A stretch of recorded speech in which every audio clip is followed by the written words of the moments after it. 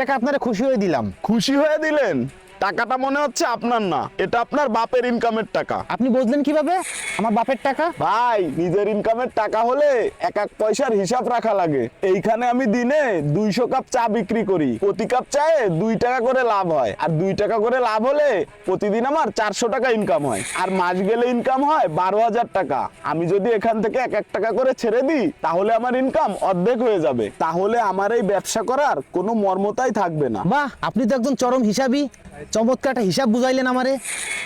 আপনি ইন্টারভিউ দিতে আসছেন, আপনার কাপড়ে তো ময়লা। স্যার, একজনের সাথে ধাক্কা লেগে এইখানে চা লেগে গেছে, আর এদিকে ইন্টারভিউ সময় হয়ে গেছে, তাই এটা পরে চলে আসলাম। আচ্ছা, ওইসব বাদ দেন, আপনাকে একটা প্রশ্ন করি। কি প্রশ্ন করেন স্যার? মনে করেন আপনাকে 10 টাকা দিয়ে বাজারে পাঠালাম, আপনি ওইখান থেকে 8 টাকা সদাই কিনলেন, আর 2 টাকা কি দোকানদারের কাছে রেখে আসবেন না ফিরে নিয়ে আসবেন? আমি 2 টাকা ফিরাই নিয়ে আসবো। কেন? সামান্য 2 টাকা, আপনি তো ছাড় দিয়ে আসতে পারতেন। স্যার, মনে করেন আমি একদম